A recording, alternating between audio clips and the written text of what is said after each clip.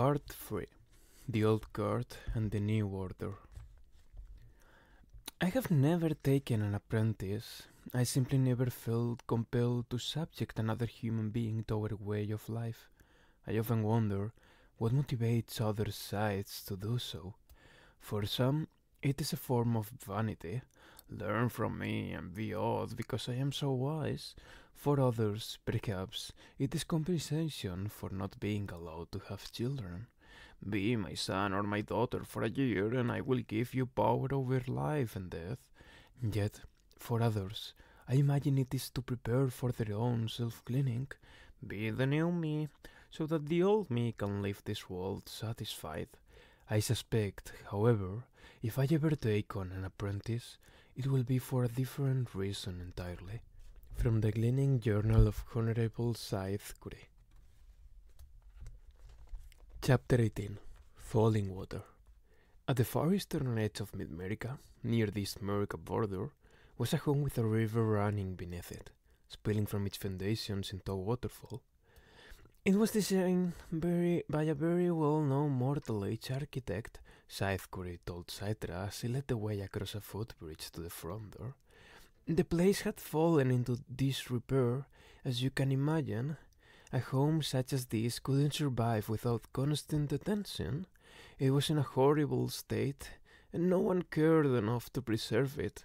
Only the presence of a Scythe could bring forth the kind of donations required to save it. Now, it's been returned to its former glory.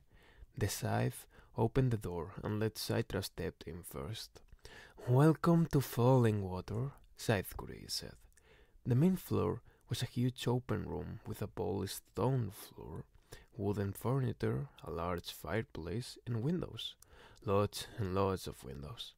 The waterfall was right beneath an expansive terrace.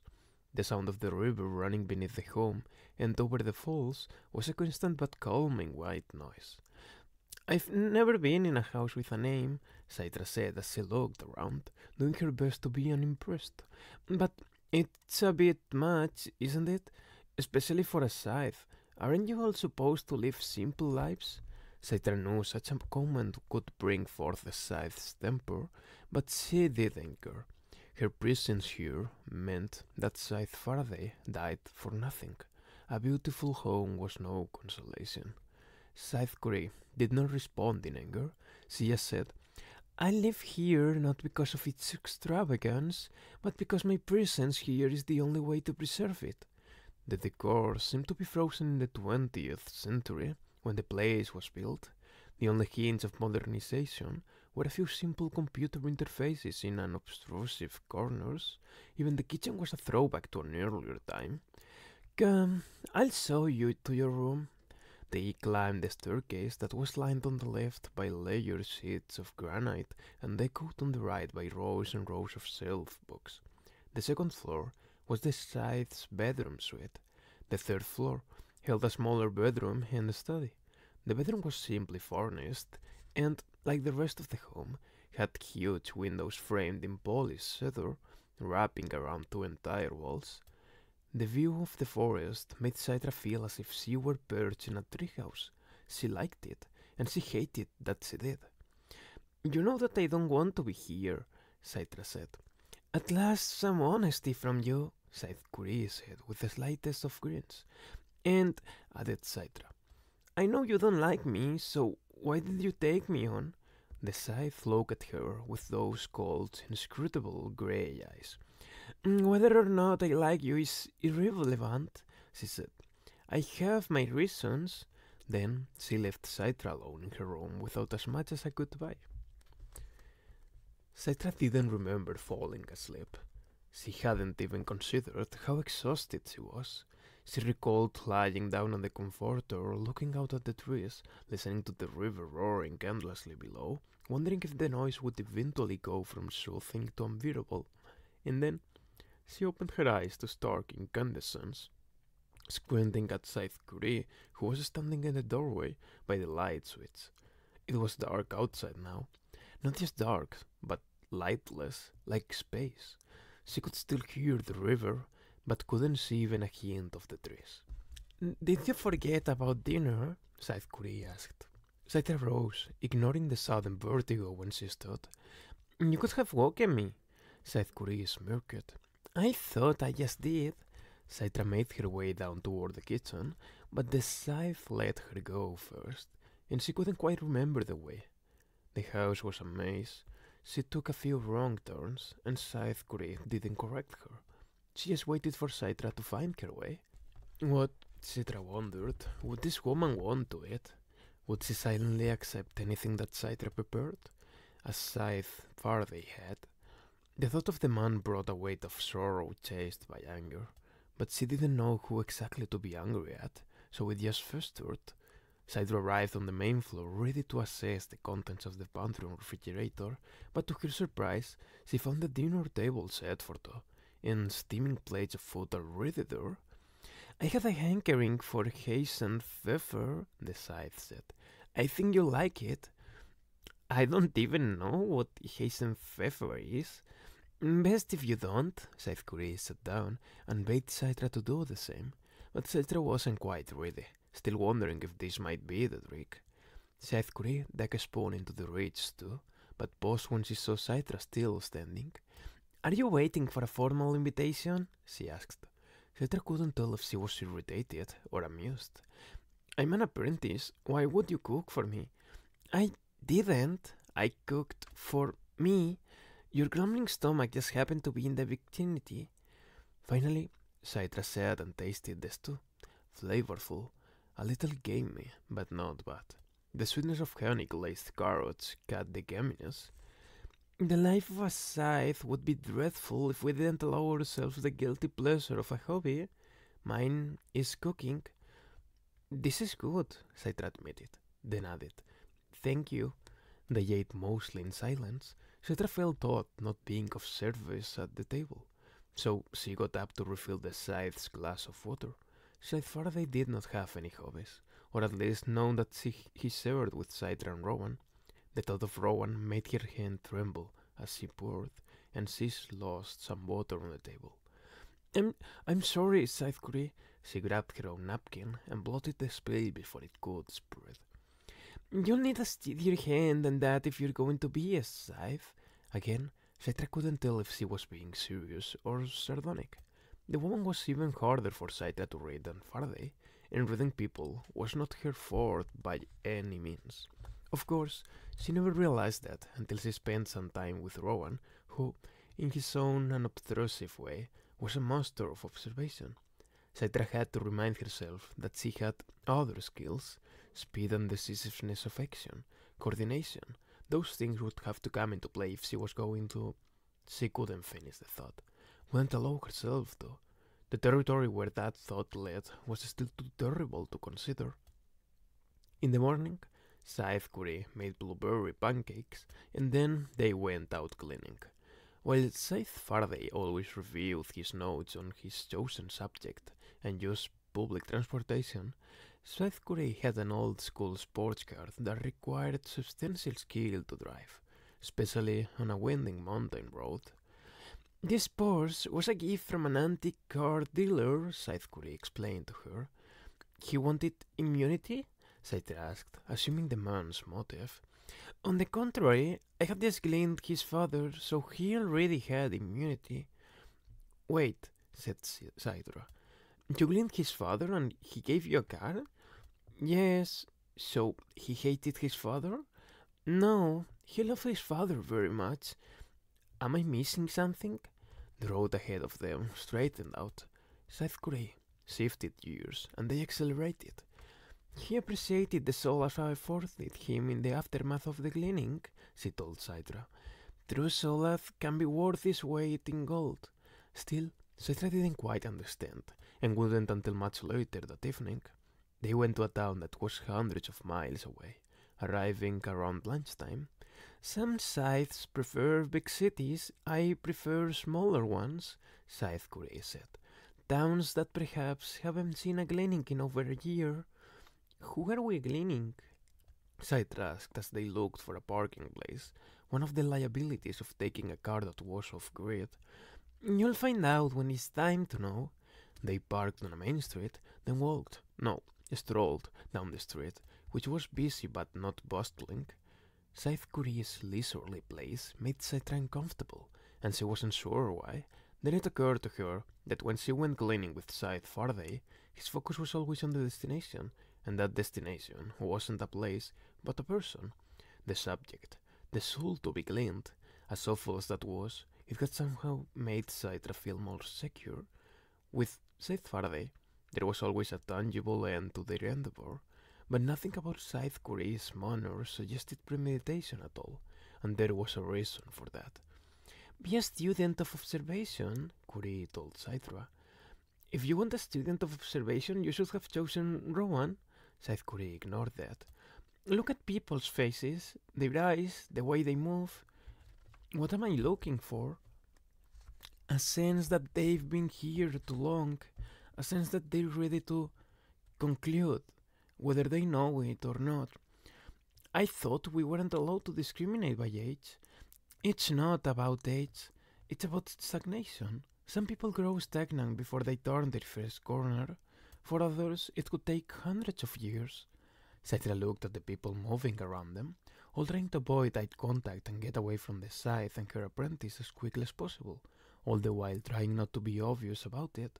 A couple stepping out of a cafe, a businessman on his phone, a woman beginning to cross the street against the light, then coming back, perhaps fearing that jaywalking would get her gleaned. "I don't see anything in anyone," Scythra said, irritated at both the task and her inability to rise to it. A group of people came out of an office building, perhaps the tallest one in town at about 10 stories. Scythe Curie silhouetted on one man. Her eyes looked almost predatory, as she and Scythra began to follow him at a distance. "Do you see how he holds his shoulders, as if there is an invisible weight upon them? No? Do you notice how scuffed his shoes are, as if he doesn't care anymore?" "Maybe he's just having a bad day," suggested Scythra. "Yes, maybe," admitted Scythe Curie, "but I choose to believe otherwise." They closed in on the man, who never seemed to be aware that he was being stalked. "All that remains is to see his eyes," the Scythe said. "To be sure." Scythe Curie touched him on the shoulder. He turned, and their eyes met, but only for the slightest moment. Then he suddenly gasped, because Scythe Curie's blade had already been thrust up beneath his ribcage and into his heart. So quick was Scythe Curie that Scythra never saw her do it. She never even saw the Scythe pull out her blade. The Scythe offered no response to the man's awful surprise. She said nothing to him at all. She just withdrew the blade, and the man fell. He was dead before he hit the pavement. Around them, people gasped and hurried away, but not so far away that they couldn't watch the aftermath. Death was unfamiliar to most of them. It needed to exist in its own bubble, as long as they could stay just beyond its outer edge, peering in. The Scythe wiped her blade on a chamois cloth, the same pale lavender as her robe, and that's when Scythra lost control. "You gave him no warning," she blurted. "How could you do that? You don't even know him. You didn't even let him prepare." The cloud of rage that billowed forth from Scythe Curie was so powerful it was almost a visible thing, and Scythra knew she had made a terrible mistake. "On the ground!" yelled the Scythe. With such volume it echoed back and forth between the brick buildings of the street. Scythra immediately got to her knees. "Face to the pavement, now!" Scythra complied, fear overcoming her fury. She splayed herself, prostrate onto the ground, her right cheek pressed against the pavement, which was searingly hot from the midway sun. Her view was now of the dead man, just a foot away, whose eyes were empty, and yet staring into Scythra's at the same time. How could dead eyes still stir? "You dare presume to tell me how to accomplish my task?" It seemed the wall had frozen around them. "You will apologize for your insolence and be disciplined." "I'm sorry, Scythe Curie." At the mention of Scythe Curie's name, a murmur erupted among the bystanders. She was legendary everywhere. "Convince me!" "I'm truly sorry, Scythe Curie. Scythe said louder, screaming it into her face of the dead man.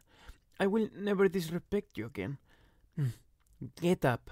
The Scythe was no longer raging with earth-shaking wrath. Scythe rose, furious at the weakness of her own legs, which shook beneath her, and the incontinence of her eyes, which spewed tears she wished would evaporate before Scythe Curry or any of the bystanders could see.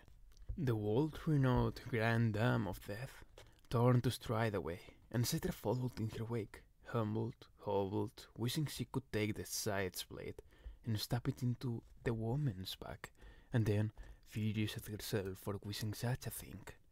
They got into the car and pulled away from the curve.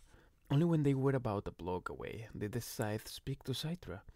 "Now, then, it will be your task to identify the man, find his immediate family, and invite them to Falling Water so that I may grant them immunity." She spoke without the slightest hint of the fury of just a few moments ago. What? It was as if the scene on the street had never happened. Scythe was caught completely off guard, a bit dizzy, as if all the air had been sucked out of the car.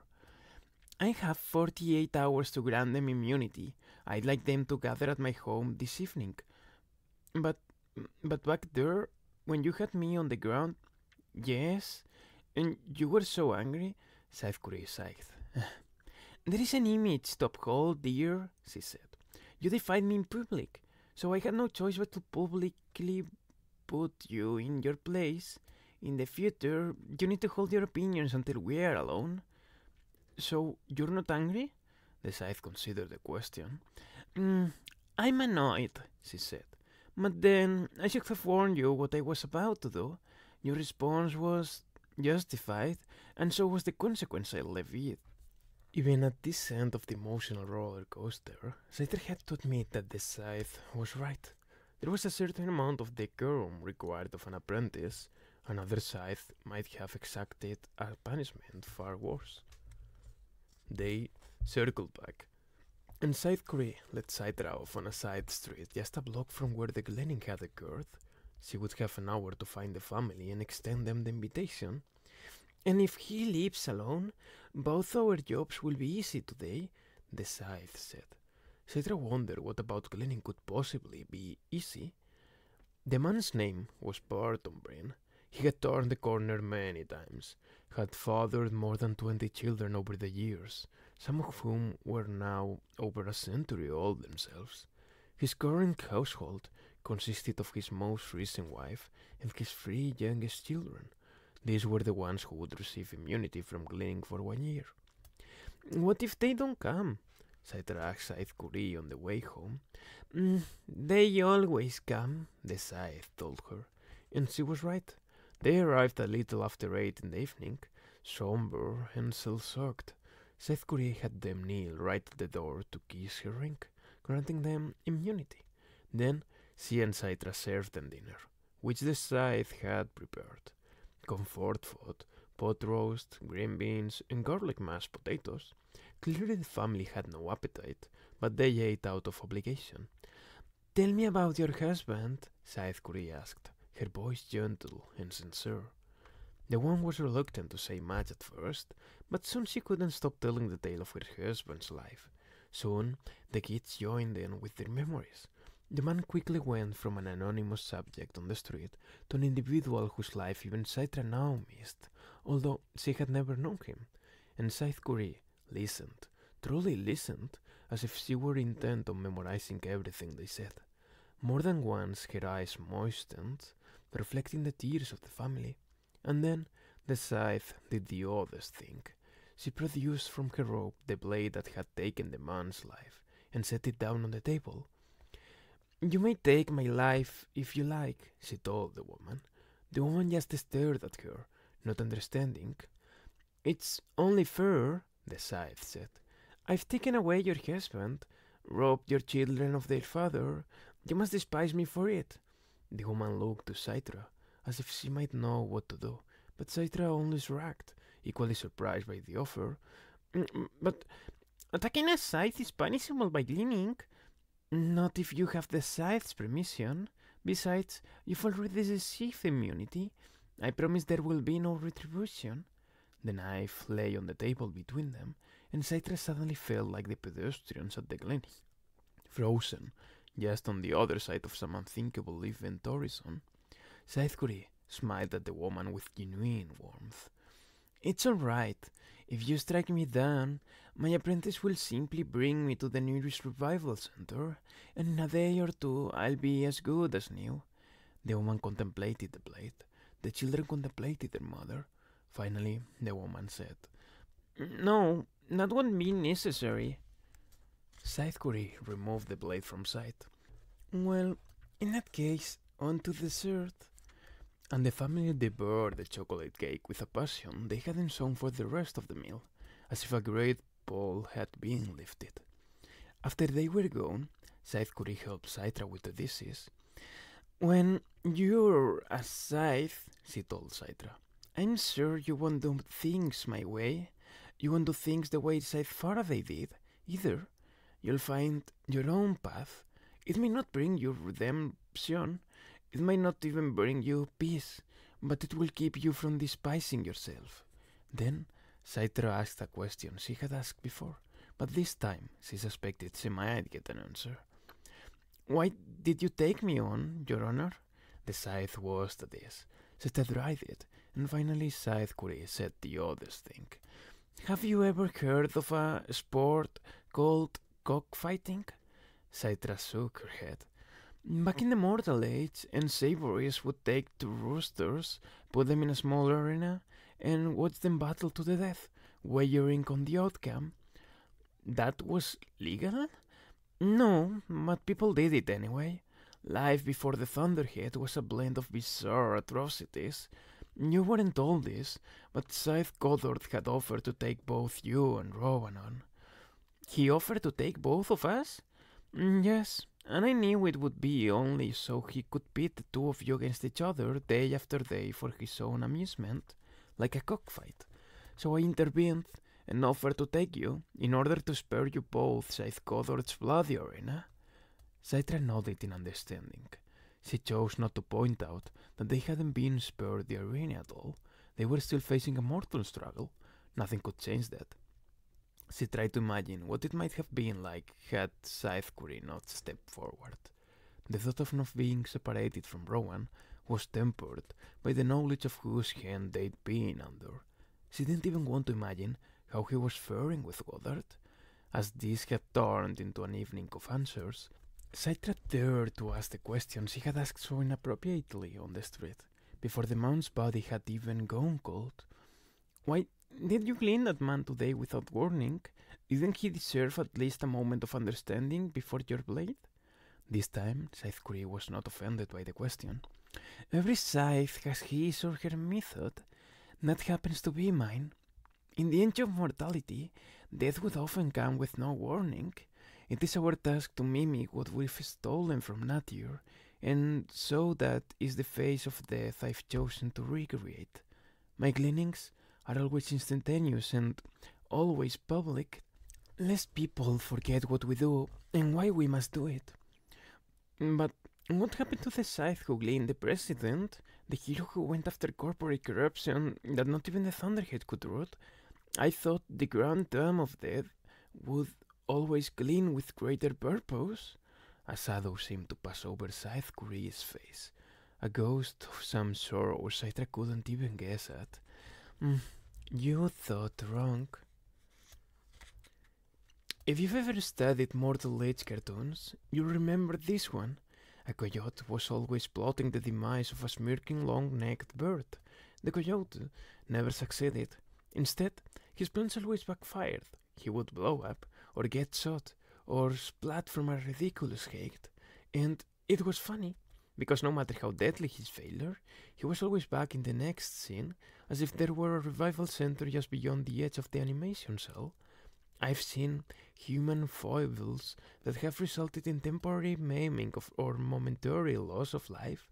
People stumble into manholes, are hit by falling objects, trip into the paths of speeding vehicles, and when it happens, people laugh, because no matter how gruesome the event, that person, just like the coyote, will be back in a day or two, as good as new, and no worse or wiser for the wear. Immortality has turned us all into cartoons. From the Gleaning Journal of Honorable Scythe. Chapter 19. A Terrible Thing to Do. Scythe wasn't sure what possessed her to bring up the question she had been asked at Conclave. Perhaps it was the unexpected closeness she felt to Scythe after seeing her feed the grieving family and truly listen, to their stories about the man she had gleaned. That night, Scythe came into Scythe's room with clean sheets. They made her bed together, and just as they finished, Scythe said, "In Conclave, you accused me of lying." You were," Scythe said. "How did you know?" Scythe didn't offer a smile, but she didn't offer any judgment either. "When you've lived nearly 200 years, some things are obvious." She tossed Scythe a pillow, and Scythe stuffed it into a pillowcase. "I didn't push that girl down the stairs," Scythe said. "I suspected as much." Scythe now clutched the pillow. If it were alive, she would have suffocated it. "I didn't push her down the stairs," Scythe repeated. "I pushed her in front of a speeding truck." Scythe sat down, turning away from Scythe. She couldn't look the woman in the face, and now she regretted having confessed this dark secret from her childhood. "If the Grand Dame of Death sees you as a monster, what a monster you must truly be." "What a terrible thing to do," said the Scythe, but her voice was even, not shocked. "Was she killed?" "Instantly," Scythe admitted. "Of course, she was back in school 3 days later, but it didn't change what I had done. And the worst thing was, no one knew. People thought she had tripped, and all the other kids were laughing, because you know how funny it is when someone gets dead by accident. But it wasn't an accident, and no one knew. No one saw me do it, and when she came back, she didn't even know." Scythe forced herself to look at the Grand Dame of Death, who now sat in a chair across the room from her, gazing at Scythe with those invasive grey eyes. "You asked me the worst thing I've ever done," Scythe said. "Now you know." Scythe didn't speak right away. She just sat there, letting the moment linger. "Well," Scythe finally said, "we're going to have to do something about that." Rhonda Flowers was in the middle of a mid-afternoon snack when the doorbell rang. She didn't think anything of it until a few moments later, when she looked up to see her mother standing at the kitchen threshold with a look of such abject pain on her face. It was clear that something was very wrong. They want to see you," her mother announced. Rhonda slurped the ramen noodles that were dangling from her mouth and got up. "Who's they?" Her mother didn't answer. Instead, she threw her arms around Rhonda, giving her a bone-crushing hug and melting the sobs. Then, over her mother's shoulder, Rhonda saw them, a girl about her age and a woman in a lavender garment, clearly in the style of a Scythe's robe. "Be brave," her mother whispered desperately into Rhonda's ear, but bravely was about as far away as terror. There simply wasn't enough time to summon either fortitude or fear.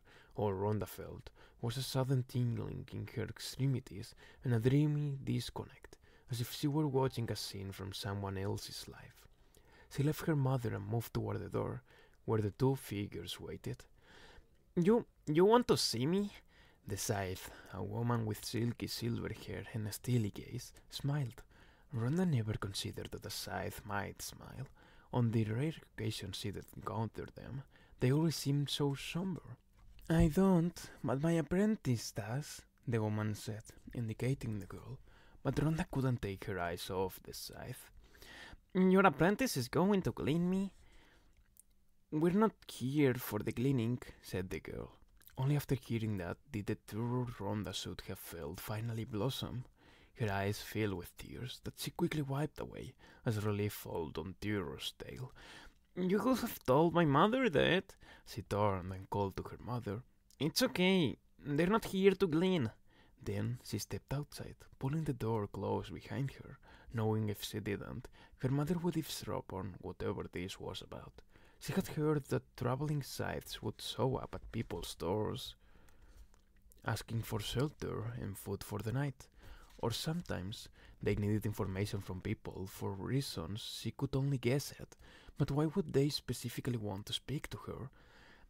"You probably don't remember me," said the girl, "but we used to go to school together years ago, before you moved here." As Rhonda studied the girl's face, she pulled forth the vaguest memory and tried to grasp at a name. Cindy something, right? Scythe Terranova. Oh, right. And then the moment became awkward, as if standing on your porch with a Scythe and her apprentice wasn't awkward enough already. "So, what can I do for your honors?" She wasn't sure if an apprentice warranted the title of your honor, but it couldn't hurt to err on the side of respect. Now that she had time to let her face and name sink in, Rhonda did remember Scythe. As she recalled, they didn't like each other very much. "Well, here's the thing," said Scythe. "Do you remember that day when you fell in front of that truck?" Rhonda gave an involuntary shift of her shoulders. Like I could possibly forget it. After I got back from the revival center, everybody called me Rhonda Roadkill for months." Getting run over by a truck was perhaps the most annoying thing that had ever happened to her.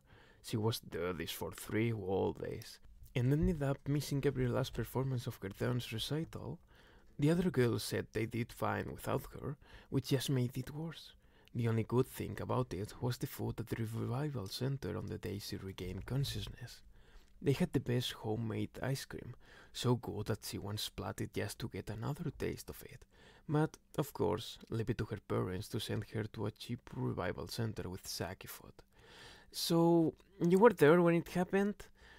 "Well, here's the thing," Scythe said for the second time. Then she took a deep breath and said, "It wasn't an accident. I pushed you." "Ha!" said Rhonda. "I knew it. I knew someone pushed me." At the time, her parents had tried to convince her that it was unintentional, that someone had bumped her. Eventually, she came to believe it, but in the back of her mind, she always held on to a little bit of doubt. "So it was you," Rhonda found herself smiling. There was victory in knowing that she hadn't been crazy all these years. "Anyway, I'm sorry," Scythe said. "I'm really, really sorry." "So, why are you telling me this now?"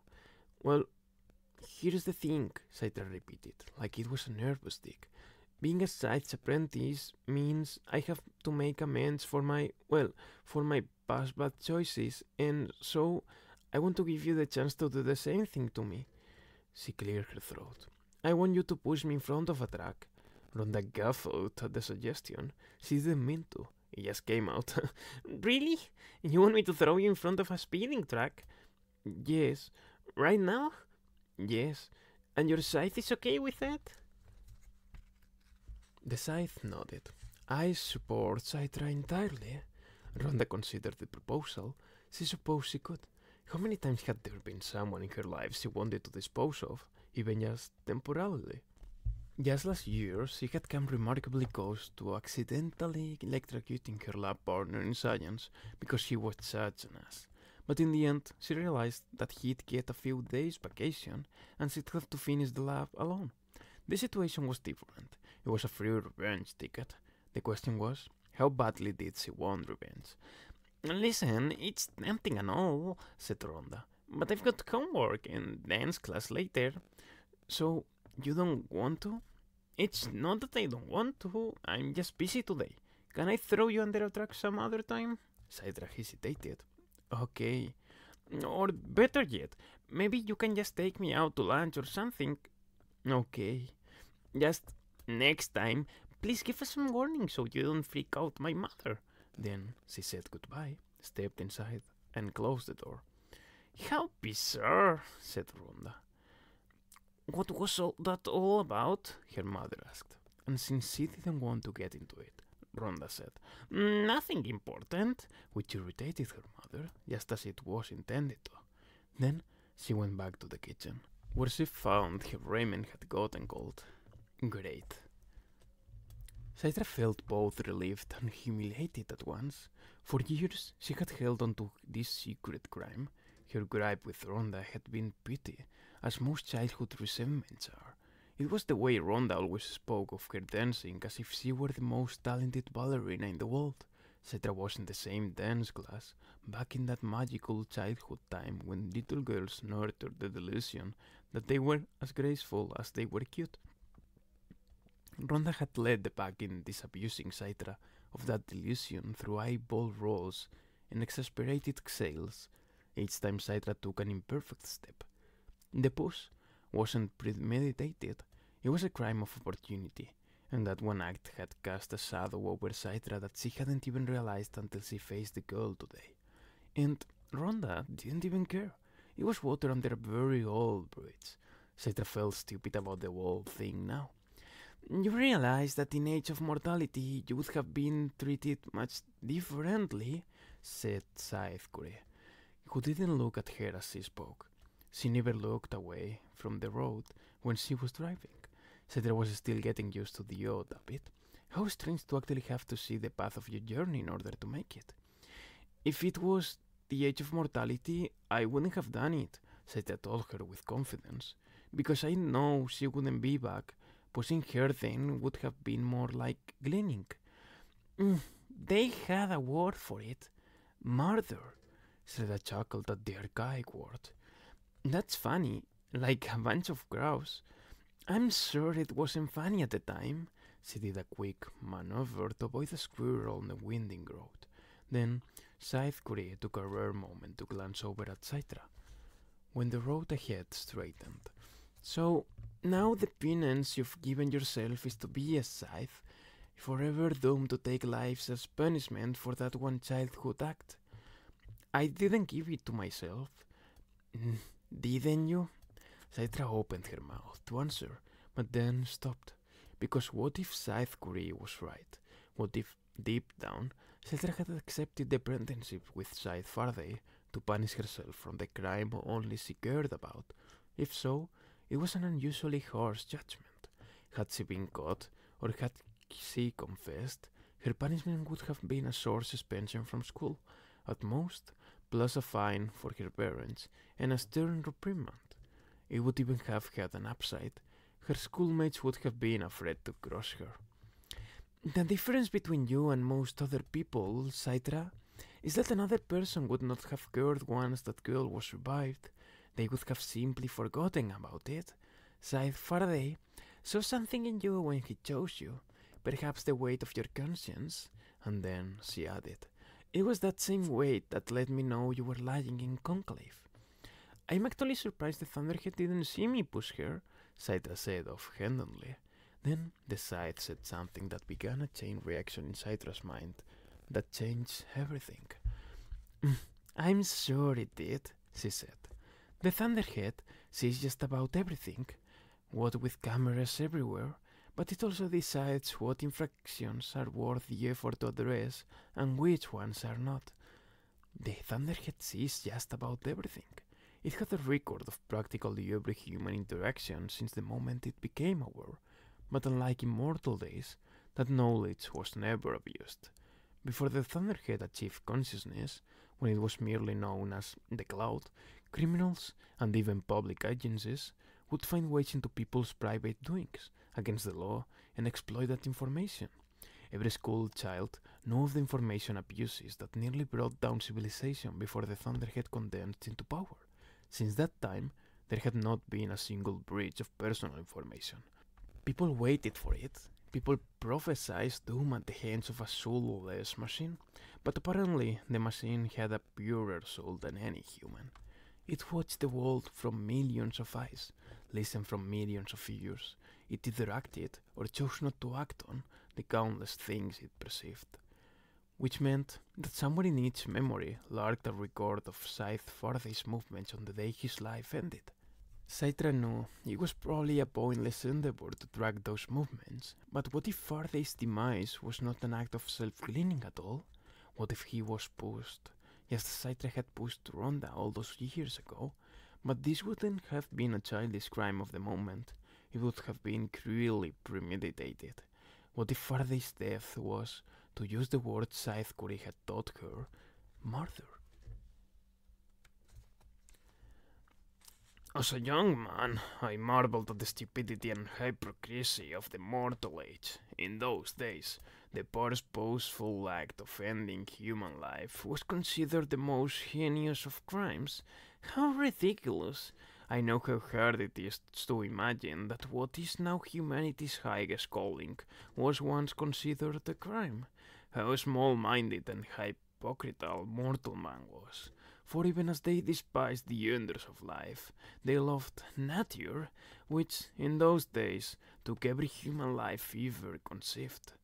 Nature deemed that to be born was an automatic sentence to death, and then brought about that death with vicious consistency. We changed that. We are now a force greater than nature. For this reason, Scythe must be as loved as a glorious mountain vista, as revered as a redwood forest, and as respected as an approaching storm. From the Gleaning Journal of Honorable Scythe Goddard.